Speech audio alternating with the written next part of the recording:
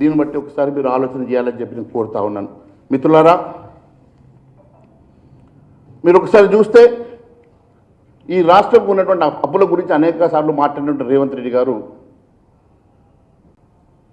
మరి ఇంత మంచి అవకాశం వచ్చి ఈ రాష్ట్ర అప్పులు తీరే ఒక పెద్ద ప్రాపర్టీ అని చేతికి వచ్చినప్పుడు ఈ రాష్ట్రంలో ఉన్నటువంటి అప్పులు తీర్చి రాష్ట్ర ప్రయోజనాలకు ఉపయోగపడాల్సినటువంటి వ్యక్తి ఈరోజు ఒక క్లిప్టోక్రాట్గా మారి ఈ రాష్ట్ర ఖజానాను కొల్లగొడుతున్న రేవంత్ రెడ్డి గారు దీనికి సమాధానం చెప్పాలని చెప్పి కోరుతా ఉన్నాను. గతంలో బీఆర్ఎస్ కూడా ఇదే విధంగా ఆలోచన చేసేది.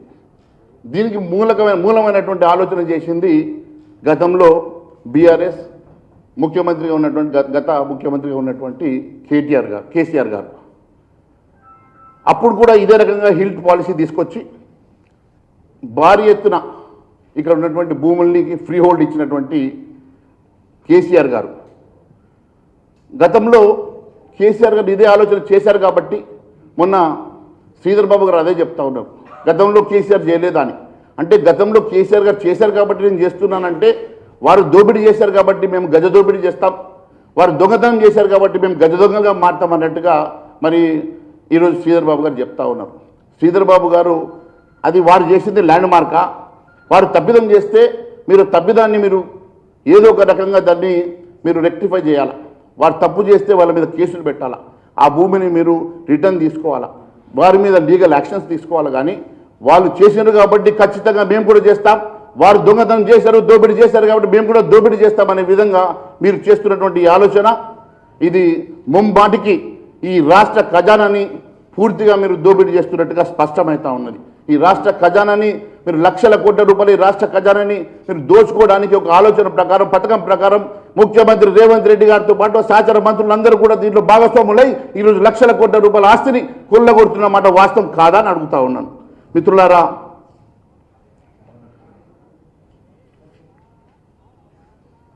ఇప్పుడు గతంలో చేసినటువంటి బీఆర్ఎస్ ప్రభుత్వం చేసినటువంటి తప్పిదాన్ని ఇప్పుడు దాన్ని ఎక్స్పాండ్ చేసేసి వాళ్ళు కిటికీలు ఓపెన్ చేస్తే వీళ్ళు దర్వాజాలు ఓపెన్ చేసినట్టుగా ఇప్పుడు 22 పారిశ్రామిక వార్డుల్లో ఉన్నటువంటి మరి మొత్తం భూమిని కొల్లగొట్టేసి ఇన్సైడ్ ట్రేడింగ్ చేస్తూ ఉన్నారు. ఇన్సైడ్ ట్రేడింగ్ అంటే ఈ భూముల్ని ఈ జీవో రాకముందే ముందే వారి మనుషులకు తెలియజేసి వారి మనుషుల్ని అక్కడికి పంపించి ఈ 22 ప్రాంతాల్లో ఉన్నటువంటి భూముల యజమానులతోటి అగ్రిమెంట్ చేసుకొని వాళ్ళతోటి పూర్తిగా అవగాహన కుదుర్చుకొని ఎంఓయూ చేసుకొని ఆ భూముల్ని ఈరోజు జీవో ద్వారా ఆ భూములు వారికి చెందే విధంగా తీసుకోండి. ఈరోజు ఇది ఇన్సైడ్ ట్రేడింగ్ చేస్తున్నట్టుగా కనపడతా ఉన్నది. It is purely inside trading and it is kleptocracy. అధికారంలో ఉన్నటువంటి నాయకుడే అధికారాన్ని దుర్వినియోగం చేసేసి ఈ రాష్ట్ర ఖజాన్ని కొల్లగొట్టినటువంటి మరి క్లెప్టోక్రాట్ ఈరోజు రేవంత్ రెడ్డి గారు అని చెప్పి తెలియజేస్తా ఉన్నాను. నెక్స్ట్,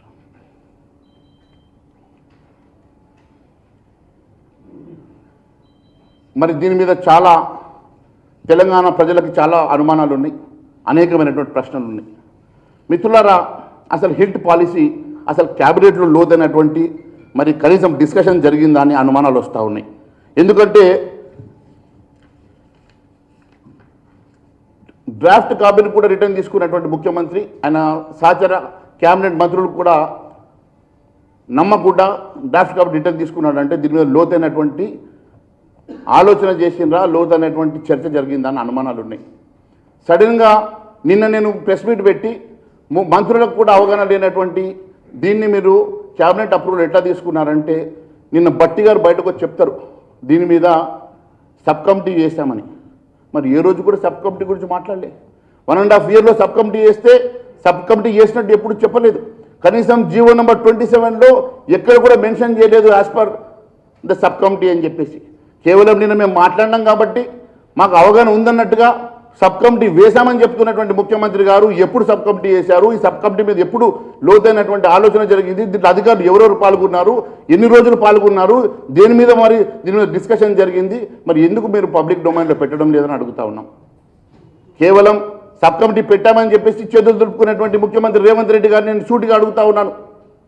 సబ్ కమిటీ ఒకవేళ పెడితే ఎప్పుడు పెట్టారు, ఎందుకోసమని జీవో నెంబర్ 27లో సబ్ కమిటీ గురించి మెన్షన్ చేయలేదు అని చెప్పి మాత్రం మేము అడుగుతా ఉన్నాం. అంతేకాదు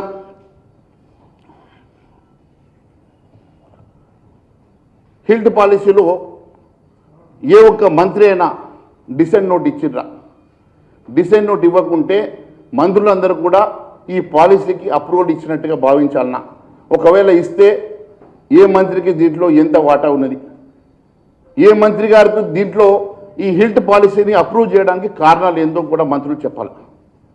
హెల్త్ పాలసీ వల్ల ఈ రాష్ట్ర ఖజానాకు అనేక లక్షల కోట్ల రూపాయలు నష్టం జరుగుతూ ఉంటే ఇదంతా కూడా క్యాబినెట్ అప్రూవల్ అని చెప్పుకునేటువంటి మంత్రులారా, మీరు దయచేసి దీని మీద ఆన్సర్ చేయాలని చెప్పి నేను కోరుతా ఉన్నాను. ఈరోజు మంత్రులందరూ కూడా దీంట్లో భాగస్వాములు అని చెప్తా ఉన్నారు. దేంట్లో భాగస్వాములు?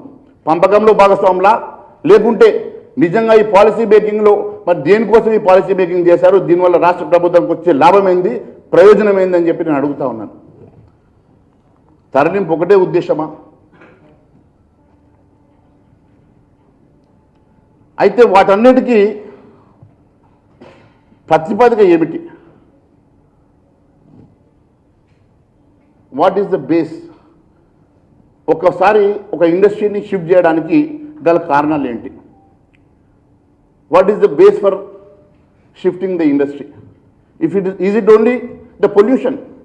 ఒకవేళ పొల్యూషన్ అయి ఉంటే మరి పొల్యూషన్కి గల స్టడీ ఏమైనా జరిగిందా? దానికోసం ఎన్విరాన్మెంటల్ స్టడీ జరిగిందా? ఇండిపెండెంట్ ఎన్విరాన్మెంట్ కమిటీ కాన్స్టిట్యూట్ చేసిండ్రా? కాన్స్టిట్యూట్ చేస్తే ఆ కమిటీ దాని మీద పూర్తి లోతైనటువంటి అధ్యయనం చేశారా?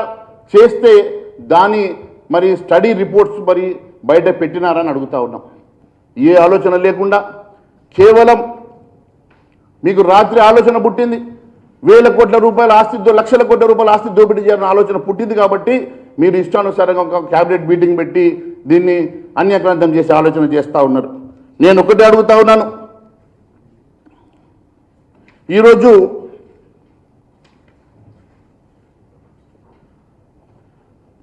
ఇండిపెండెంట్ కమిటీని నియమించలేదు.